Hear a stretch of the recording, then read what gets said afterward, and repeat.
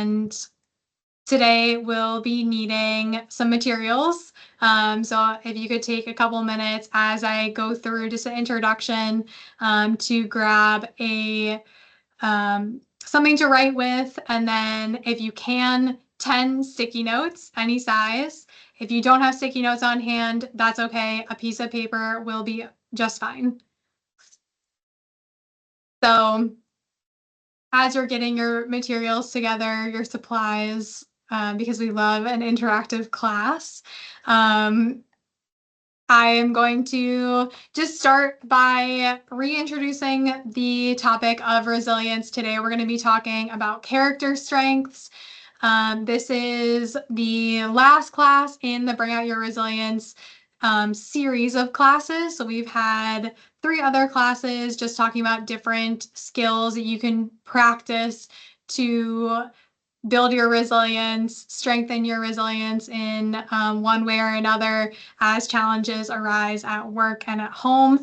And as Miranda said, we do have those recorded and on our YouTube channel, through our website, our blog, and then just directly from YouTube, you can search for those classes recordings if you're interested and did not get a chance to attend the other 3. But if you have not watched the other 3 classes, that's totally okay. You will be right with everybody else, not lost at all during today's class. So let's just get started on what resilience is in general. So it is a skill to deliberately practice. So if we think of any skill that we are good at, whether it be something at work or a hobby in your personal life, think about something that you would say that you're really good at. And then think about all the hours that it took to get really good at that skill, all the hours of dedication, practice, time, learning, maybe mistakes that were made that you did learn from. Even if you think about, going to the gym for the very first time, and then as you continue going to the gym and as you dedicate your hours to going to the gym or working out and however you choose, you will see progress throughout that time. And resilience is exactly the same. So as we're practicing resilience with the skills that we're going to learn today and through other means, we are going to see ourselves become more resilient over time, and it be readily available so it doesn't take so much effort every single time that we need to practice our resilience. It's going to become more automatic the more we practice this skill. In general, resilience is a pathway to consistent, excellent performance. So I believe that everything is a performance that we need to show up as our best selves at.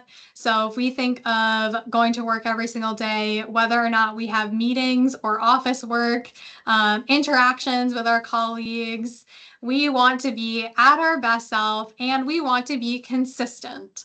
Not just for ourselves. We don't ever want to be surprised by how we react to something or by our own actions. And we also don't want the people that we interact with on a daily basis or we have relationships with to be surprised. We want them to know what to expect as we interact with them, no matter what happens, because that means that we can build stronger and more effective and efficient relationships if we're able to be consistent performers.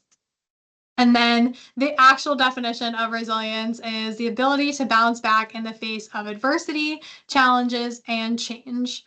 So if we think about our week or maybe even our day, even the last maybe 4 or 5 hours of the day, as we started, we got up, we got ready for work, we came to work, we've probably met some kind of challenge or adversity. It could be really, really small, or it could be something that you have to deal with that's going to take a long time to bounce back from. But we are always met with some kind of challenge, change, or adversity that we are relied on by other people to bounce back from. We don't have the choice to say, oh, we met this challenge and now we're done. That's it. We're done with work. We're going to go home, or we're done with our families. We're just going to sit in the car and let everybody else take care of it. No, we have to show up and we have to bounce back from whatever we're dealing with or whatever is thrown at us,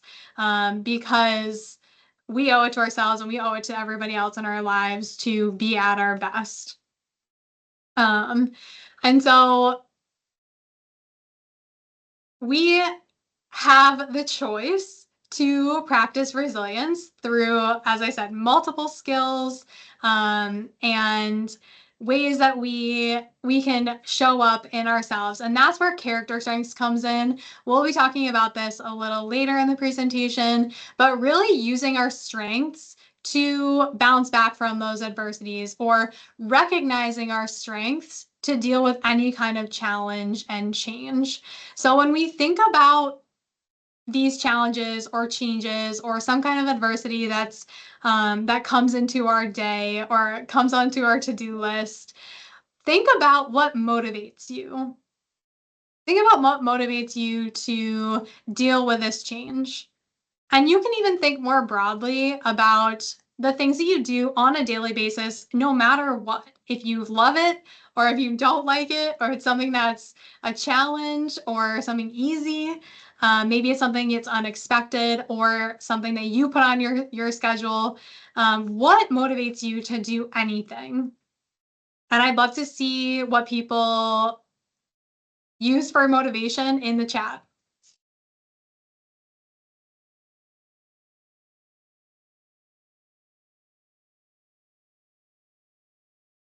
Disappointing others.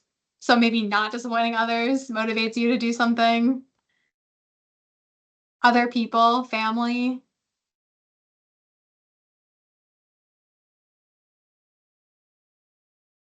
Family and friends. Paying bills. Yes, Robin. Money for sure. Huge motivator. Being in a field I love. That's amazing. Doing something because you actually like it. Being social, learning something, making a difference in the world. All amazing motivators. Seeing results at the end. Yeah, people love accomplishment, feeling like they've accomplished something and then seeing that all the way through. Trying to earn a free hour to nap with my cat. Sounds like a great motivator. Learning and self-improvement, sense of accomplishment. Faith, that's a great motivator. Creativity, family. I'm seeing a lot of family and friends, which is amazing. We always talk in our office, at least, about connection and community and how important that is. So this is a really good indicator that family and community is very important for us to do anything.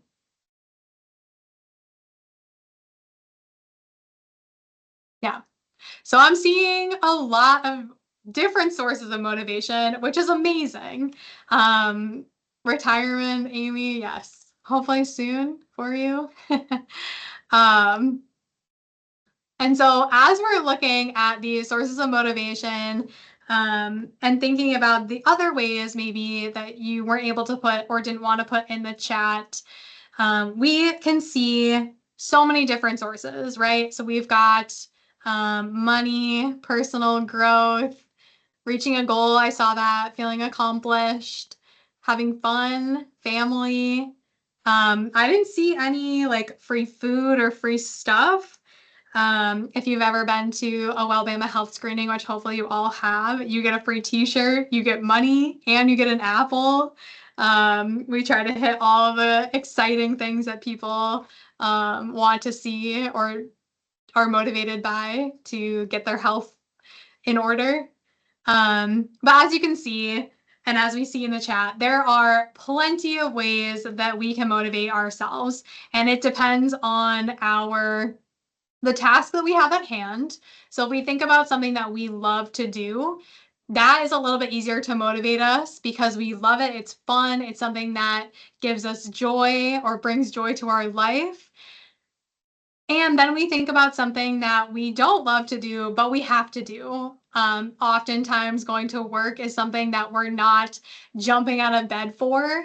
Um, but it allows us to live the life that we want to live, or it gives us that feeling of fulfillment if we love our jobs, just in general, or exactly like the behaviors that we're allowed to do every single day. It does align with what we value in our life.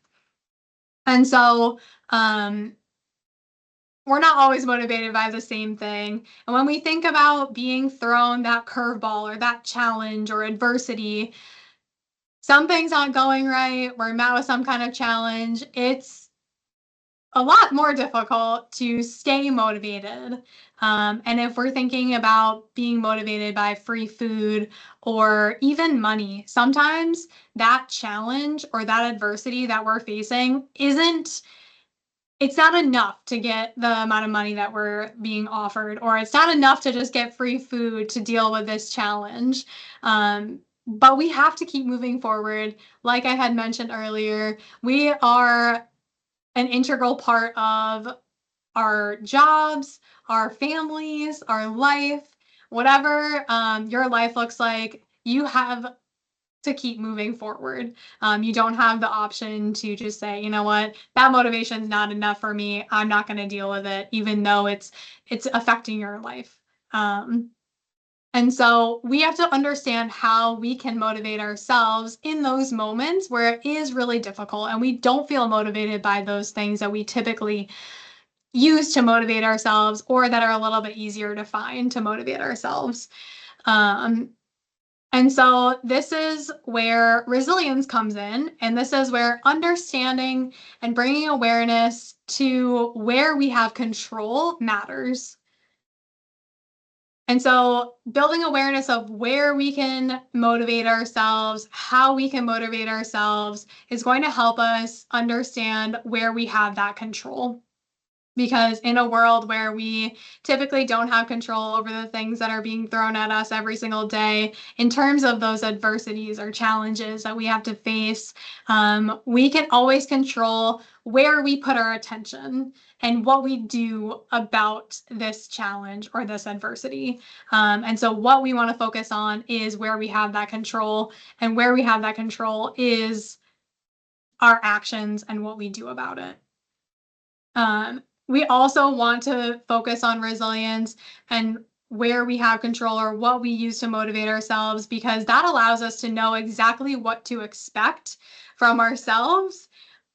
Going back to being a consistent, excellent performer, when we are faced with challenges, we don't want to feel lost. We want to feel like we have the tools and resources necessary and knowledge to overcome those challenges and actually bounce back from whatever we have to deal with. And so understanding where we can motivate ourselves or how we can motivate ourselves on a daily basis is going to help us know exactly what to expect from ourselves moving forward. And then lastly, just using our strengths to our advantage. Think about the last time you met a challenge. And like I had said previously, it can be a small challenge, it can be 10 minutes ago, it can be a big challenge that you're continuing to deal with for days and days. But think about the last time you were first faced with this challenge, and think about how you felt in that moment when something comes onto your desk or someone comes into your office and says, hey, we've got a problem, we have to deal with this, or a mistake has been made and now we have to deal with it. Think about how you felt. Maybe a little flustered, maybe like, oh my gosh, like, why is this happening to me? Or why is this happening? Now we have to drop everything and focus on this thing, this challenge or mistake that has been made. And so oftentimes we have a ton of thoughts going around in our mind at once in this moment that's not allowing us to attack the problem or even understand it to begin with, to even take action. But slowing down and understanding and then using our strengths to our advantage is going to help, because our strengths are true to who we are as people. If we're able to live within our strengths or exhibit our strengths on a daily basis, it's going to free up some, at least, mental energy to attack the problem head on, or feel like we have the confidence to deal with these challenges and be resilient, because we're acting within our strengths and we know that we have the ability, because our strengths are who we are. So let's talk more about motivation. There's actually a motivation spectrum based on the self-determination theory that says that when we're focused on the basic human psychological needs, there are multiple ways that we can motivate ourselves. Some motivation sources are stronger than others, which we will talk about as we go through that spectrum. But as we're talking about it, just know that these sources of motivation, aside from one of the sources, are going to be useful to motivate yourself to take action when you really don't want to, or you don't feel like you have the resources to at the moment. Being able to identify, okay, what's going to help motivate myself in this moment? Which source can I use? What can I think about this situation or this action that I need to take that'll help me take action? So the first source of motivation actually isn't a source of motivation, and it's called amotivation, which is just, you are not motivated to do this thing. This is on the very end of the motivation spectrum, where you will not be taking action. You don't have any control over this source. It's impersonal. It's not anything to do with you. Just, you're not taking action at all. So as we're talking about this motivation spectrum and going through the other sources of motivation, I'm going to give an example so that we can kind of all be on the same page, and then you can think of how it may apply to your own life. And then at the very end, I'm going to go through it just one more time with a separate example. So for this example, we're going to talk about running. If you don't know me, I love to run. And I haven't always loved running, though. So there are days, especially early on when I got into running, that I felt amotivation. So this style of on the motivation spectrum, I was not motivated to run at all, and I didn't. So moving down the spectrum, external regulation. This source of motivation is going to be external. So when I say external, I mean outside of ourselves. So it's not necessarily within our control. It relies on other people to motivate you. And so external regulation deals with those external rewards and punishments. So like we were talking about what motivates us earlier, these are things like money, or avoiding being fired. So when we think about running, I like to run, and if I'm externally regulated in terms of a motivation style to run, I'm going to run at Run Club because they're giving out free ice cream. Or I'm going to run a race because they're giving out a free t-shirt at the end that I really like and I really want it. So these are the ways that we can motivate ourselves through external regulation. Moving down the spectrum to introjected regulation. This is still an external source of motivation, so it still relies on someone else outside of yourself to motivate yourself, but it is less external because we're feeling either pride or shame. When we're motivated through introjected regulation, we either do something because we want to feel that pride, or we do something to avoid the shame of not doing it. So, for example, on certain days where I don't feel like running because I love to run, I can motivate myself because through interdirected regulation because I told people that I was going to run. And if I don't run, I'm going to feel shame or I'm going to feel like I'm letting them down. So I'm going to run because I don't want to feel like that. And that it would be a way to motivate myself through interdirected regulation. So you can still see that it takes someone else, either directly or indirectly, to motivate myself through this source, but you can still self-control a little bit because it's internal feelings. Next source of motivation is identified regulation. So now we're moving from that external motivation to internal motivation slightly. If you're motivated by identified regulation, this is something where you're taking action because it allows you to get to where you want to be or allows you to achieve something that you value. So it's a little more personal than the sources that we've talked about so far, but we're still not quite to that. I'm motivated because I love it. So for example, if I'm motivating myself through integrated regulation to run, I run because I want to be healthy and health is important to me. Or I run in a new place that I've never been before because I love to explore, and running is a really great way to do that. So it's not the act itself that's motivating me, but it's what I'm getting out of it that's motivating me. The fifth source of motivation is integrated regulation. Now we're moving fully into that internal source of motivation.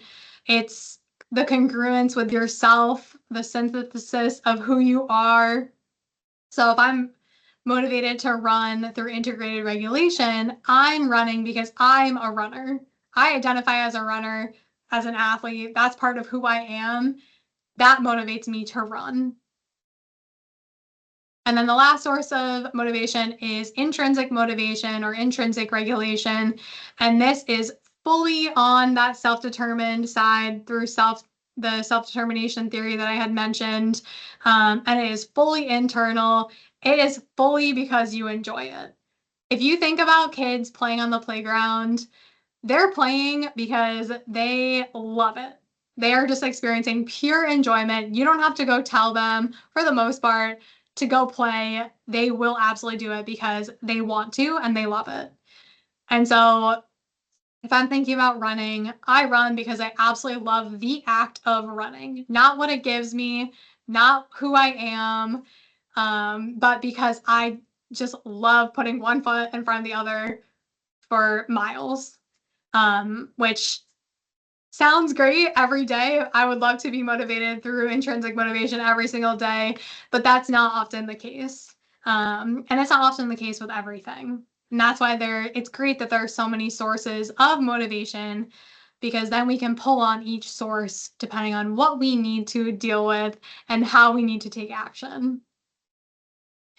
So going through this motivation spectrum just once more, so that we're all on the same page.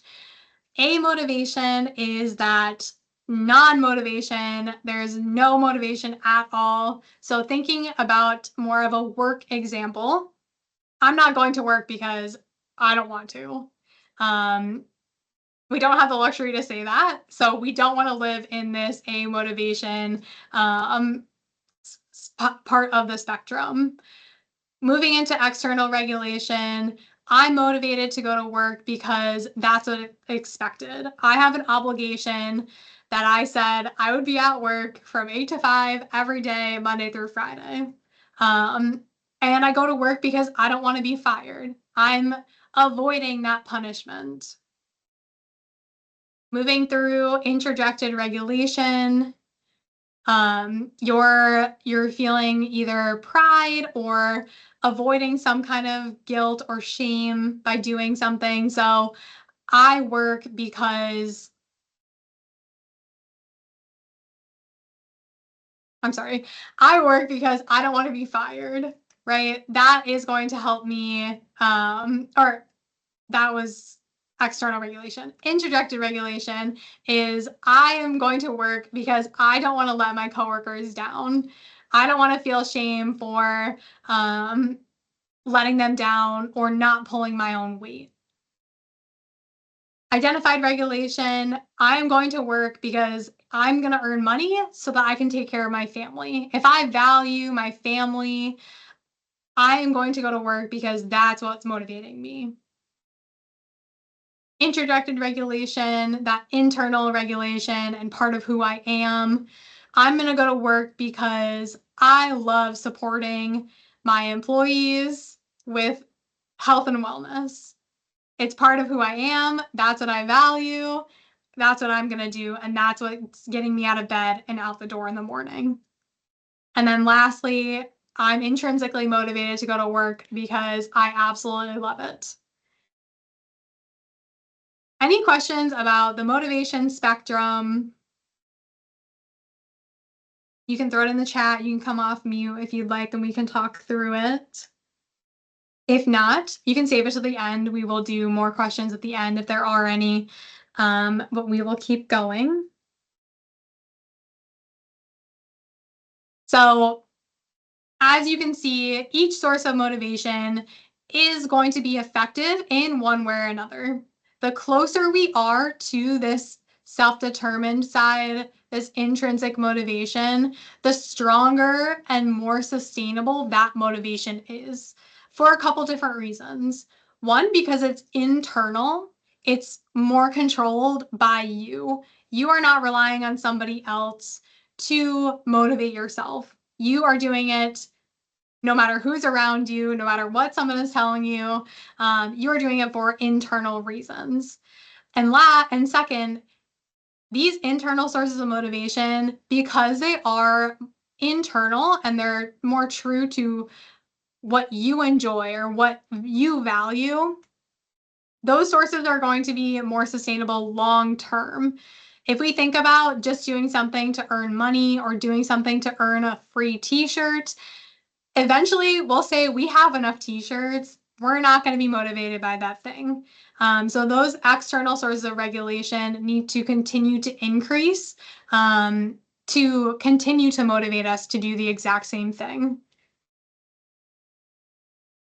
So the best way to make sure that we're as close to that integrated regulation, that intrinsic motivation as possible, is to tie anything that we have to do, especially the things that we don't want to do, to our values, our core values, our core beliefs, the way we live our life. Understanding when we have a challenge or we're faced with some kind of adversity, how can I take these actions and tie them to my values, to actually take action, not feel super overwhelmed, and exhibit my resilience. So we're going to talk about core values, and then we're going to go through an activity that'll help you identify your core values, your top value, and then talk a little bit about your character strengths as well. So your core values are your systems of thoughts and beliefs that define who you are. It's the things that matter most to you on a daily basis. And it also guides our behaviors and how we show up in our life, at work, and with our families, our friends, throughout our relationships. They define how we act and what we think. So by becoming more aware of these vital core values, we can use them to guide us to the best choice or motivate us when things are challenging, especially when we feel like there's no other way out. We can pull on our core values to take action and build that resilience. So if you think just in general about the way you live your life, your core values, what's important to you, you can probably come up with a couple things, but it may be a little more surface level. And so we're going to play a game. This is where I'll need you to get out either 10 sticky notes or a piece of paper and something to write with. If you have sticky notes, I'm going to have you line them up in front of you, like the screen. so you can see each of them. If you have a piece of paper, make sure it's big enough to where you can write 10 words or a few different words on that piece of paper. And this activity is called Trash Your Values. So if everyone's ready with your writing utensil and supplies, I am going to have you write 1-word or 2-word values on each sticky note or that piece of paper. Identify what's really important to you. Think about how you live your life on a daily basis or what you admire in others that you want to bring into your own life. So one sticky note per value. And I'll give you some time to do that. I'm going to put up a list of values that give you some ideas, because I know it's kind of difficult to do this right on the spot.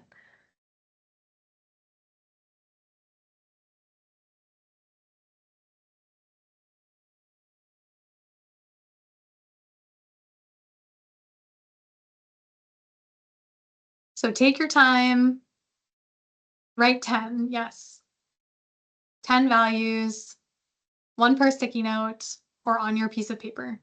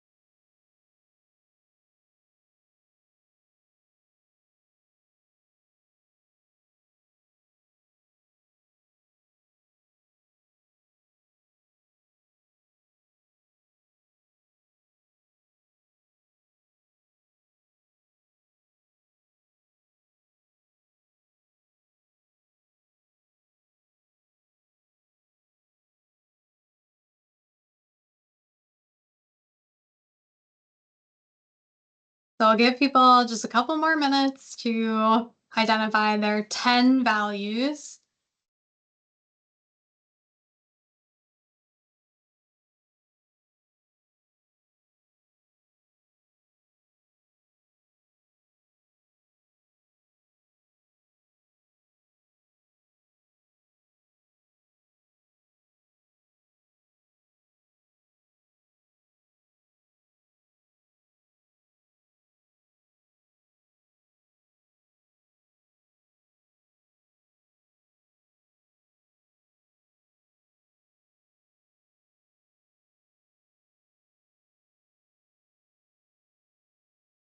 All right.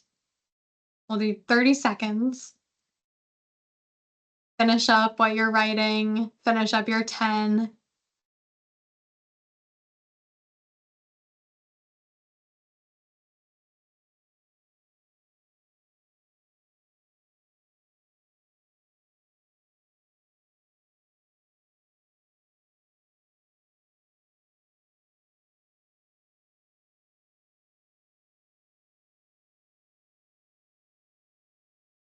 All right, that was about 30 seconds. So now you should have your sticky notes out in front of you.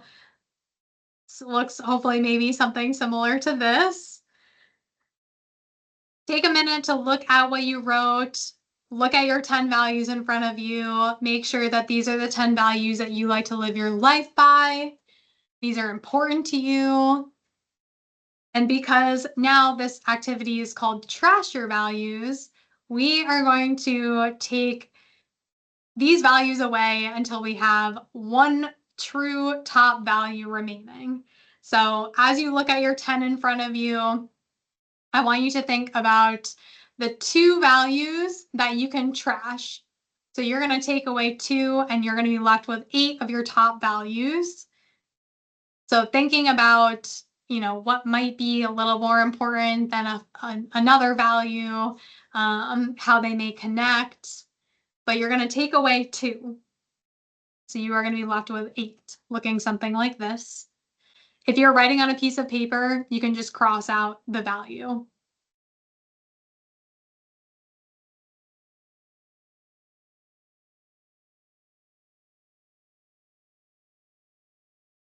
Once you've taken 2 values away, we are going to take 2 more values away. So now you should be left with 6.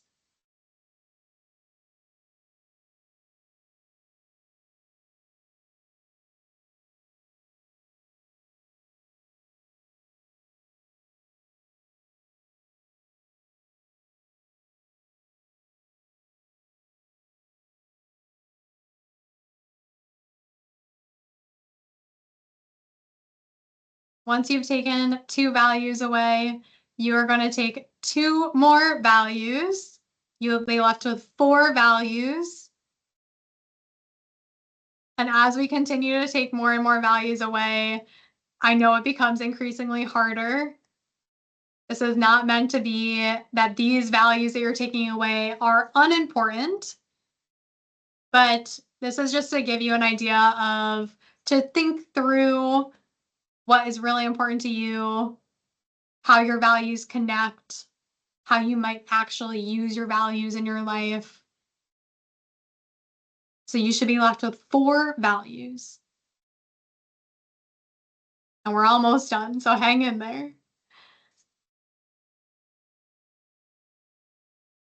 So once you're done with just identifying your top 4 values, you are going to take 2 more away, and you are going to be left with your top 2 values.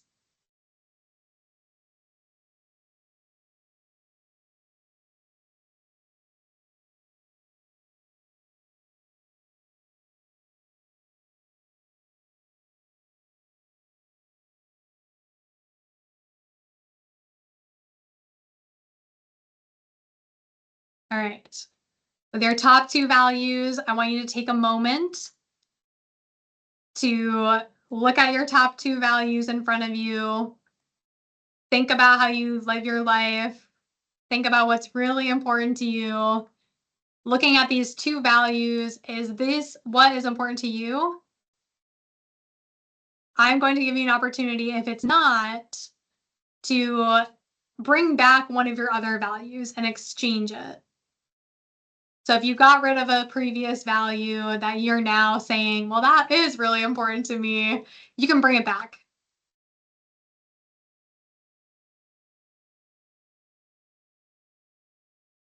If you're okay with your top 2 values, we are going to decrease just one more time to 1 true top value. So take 1 away, and you should be left with your most important or strongest top value.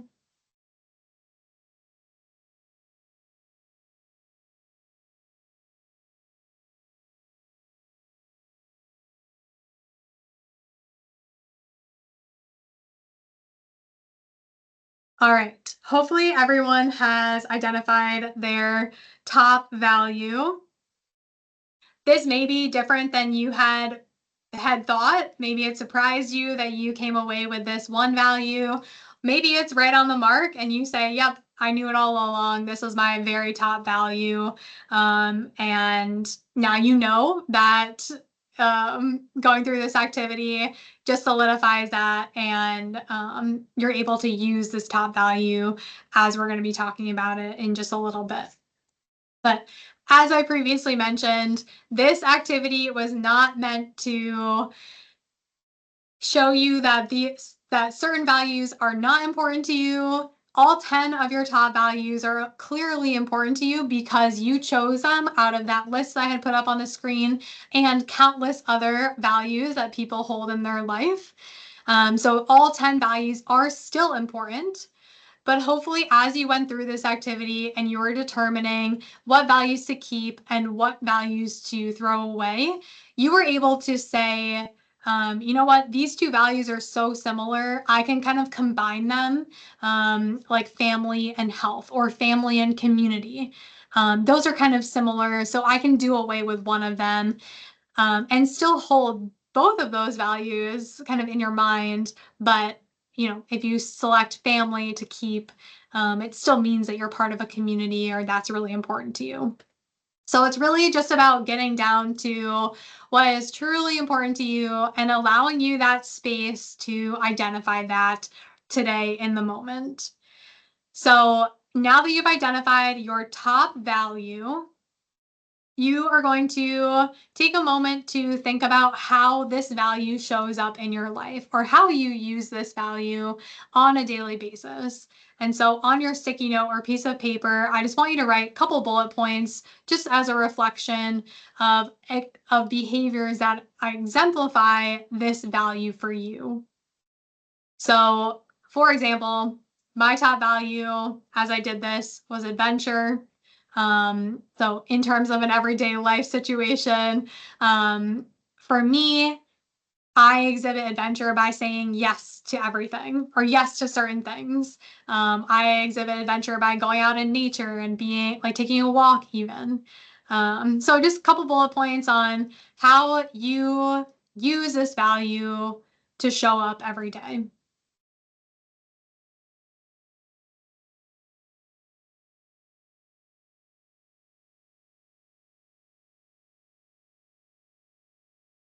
And once you have an idea of what your top value is, and then a couple of behaviors or ways that you use this value to take action in your life, we can think back to that motivation spectrum and say, and use that value to motivate ourselves. So when we're faced with some kind of challenge or adversity that we have to deal with, we can connect that to our values to take action.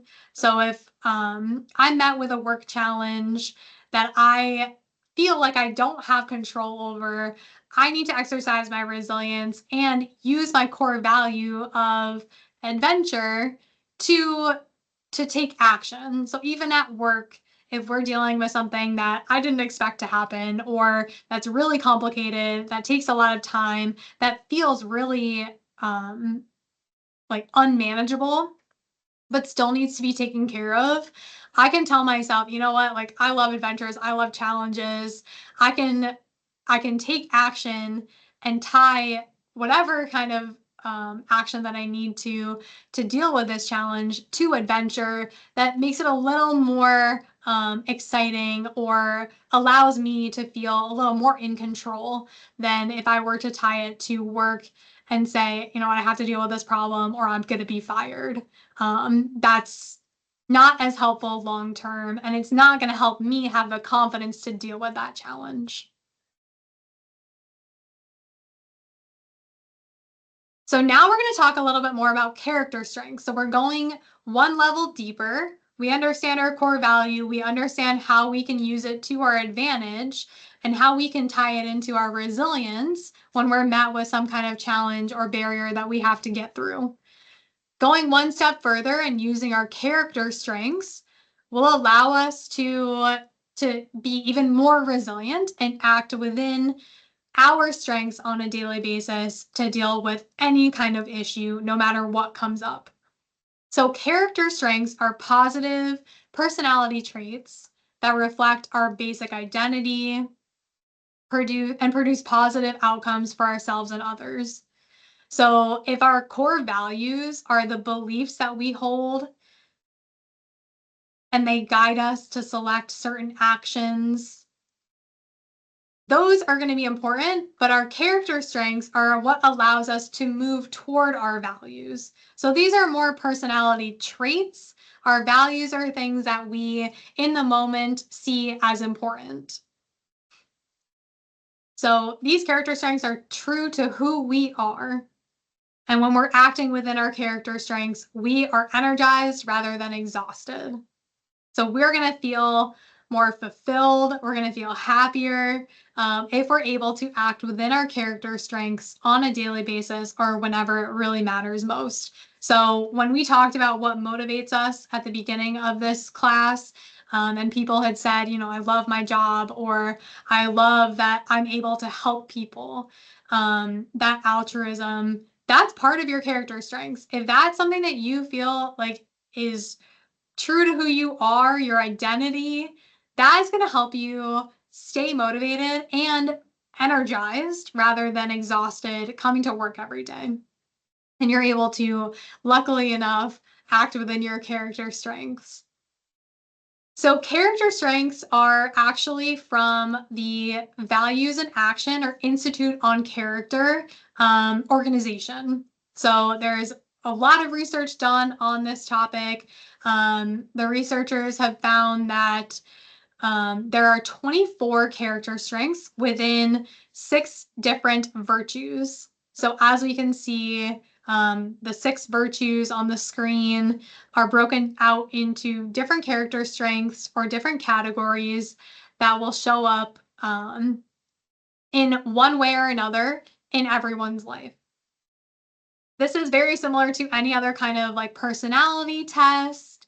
I'm sure some of you love like taking those quizzes. There's actually a quiz that you can take on character strengths. It's about 200 questions, so we won't do it now, but I will send the link toward the end of class just in a couple minutes so that you can take it if you want. It's free. You just have to add your name and email, and they'll email your results. But this character strengths classification is unique in the way that everybody has all 24 character strengths. They just show up differently in every single one of us. So, for example, one of my highest character strengths is humor and playfulness. So down here at the bottom, that's one of my highest character strengths. So on a daily basis, I'm typically acting within that humor and playfulness character strength. One of my lowest character strengths is forgiveness. Just something that doesn't typically show up in the way I live my life, or one way or another, or one reason or another. That's just kind of how I am. But it doesn't mean that I don't have that character strength within me. And so when we think about these innate qualities that energize us, the values that we have talked about are the things that matter most to us. We're using these character strengths to act within our values, and they can be useful in a lot of different situations. So they can be useful in those challenges that we're talking about. So even when we're met with that adversity or things don't seem to be going right, we still have the strength within ourselves. We still have things that are right with us that allow us to have that confidence to deal with a challenge. When we have those challenges presented to us, or something is changing and we don't feel like we have control, it is sometimes hard to remember that we have strengths within us that allow us to deal with certain situations no matter what. And so understanding what our character strengths are and how to use them is going to help us in those challenges. At least feel like we have the confidence to deal with that challenge or that kind of control. Character strengths can also be very useful as a leader. So if we're acting within our own character strengths, true to who we are able to be that consistent leader. So being a leader is also about being consistent. Your people need to know what to expect from you, and you want your people or your team that you're leading to know exactly what to expect. Exactly what you expect from them, and also what to expect in terms of your behaviors or your expectations. So if we're acting within our character strengths, that means that we're being true to who we are. That means that we are going to be consistent across the board. We're not trying to be somebody that we're truly not, or trying to be somebody that they want us to be. We are just going to be acting within our values and our strengths because that's who we are, and that's going to allow us to be our best leader. Character strengths are also extremely useful in a team. I'm sure you can think about the team that you work in now. Everybody has their own strength. So one person's, lesser strength, or a strength that may not show up as strongly, may be someone's top strength. So maybe my top strength is humor and playfulness, but one of my teammates is like love of learning. And so if we're met together and we're creating a wellness class, we're doing all the research. My teammate loves to learn and read and have that knowledge.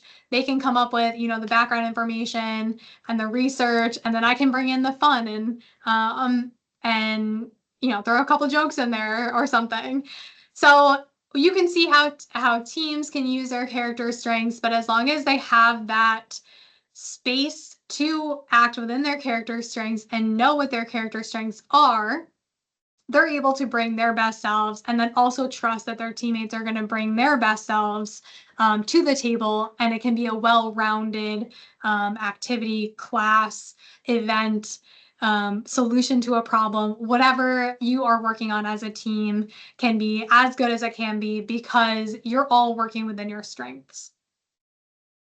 And this can be true within your relationships too. If you think about your family, or your spouse, you probably have different strengths or you fall into different roles. And if you're working within your character strengths, you're going to be energized, you're going to feel more fulfilled, and you're going to be able to deal with those challenges when they come up because you know that you have the resources within your strengths or you have the ability within your personality and your traits to deal with those challenges. So if you choose to go through this survey, this quiz, and take the character strengths to identify all 24 and how they show up for you, there are a couple things to recognize as well. So as I previously mentioned, the bottom character strengths are not your weaknesses. So those character strengths can typically be seen as something that's not important to you or your weakness, but knowing that you still have that strength within you, it may not feel as natural to act within that character strength, but you still have that within you and you can work on those character strengths if you need to for your job, if you need to within your relationships, or your other responsibilities. But just know that those bottom character strengths are not something that are weaknesses or that are unimportant. And then the last thing we'll talk about if you do go through that quiz is the shadow sides. So shadow sides of character strengths, understanding that there are certain limitations to acting fully within your character strengths, just like any other personality quiz or test or research that's out there. It's not the end all be all. This is exactly how you should act or how you are acting. So take it with a grain of salt. But in this specific personality, character strengths research, you can overuse a character strength. It may get you into trouble. It may limit you. It may not allow you to be your best self. So if I'm fully using my humor and playfulness character strength and that's it does not allow me to build relationships when things are serious. It may get in the way or limit me for other things that maybe I'm not taking as seriously in certain situations if I'm constantly cracking a joke. So you can kind of see if I'm overusing a character strength that it may not work to my advantage, even though it's my highest one. You can also use a strength in the wrong context, situation, or at the wrong time. So one of my other character strengths that's pretty high on my list is appreciation for beauty and excellence. But if I'm at work and we're dealing with some kind of problem, or we're even in a meeting and we're not talking about an issue, but we're meeting about the week and I'm just looking out the window and admiring how beautiful the weather is outside, that's not a strength that I want to use at that moment, and it's not going to help me be my best self. So understanding, when to use your character strengths and when not to is a good idea. Using a strength in a manipulative way. So if perspective is one of your highest character strengths, but you're actually using perspective to get somebody to see it from your side of you or persuade someone to do something, that could be seen as manipulative. So again, being aware of how that may show up. And then lastly, valuing your strengths to the point of devaluing the strengths of others. So if I say, humor and playfulness is high on my list and like forgiveness is on the bottom, but if forgiveness is on the top for somebody else, especially if I'm working with them, that doesn't mean that that's unimportant. So seeing the strengths of others as their strengths doesn't have anything to do with you. And your strengths are your own strengths, and they're separate. We don't need to compare. That's going to allow you to be your best self and act within your character strengths. So in the last couple minutes, I'm going to have Miranda send in the chat a worksheet that you can use to reflect on these character strengths, reflect on your values. There is a couple of questions in the worksheet that allows you to go that's next step after you identify your character strengths.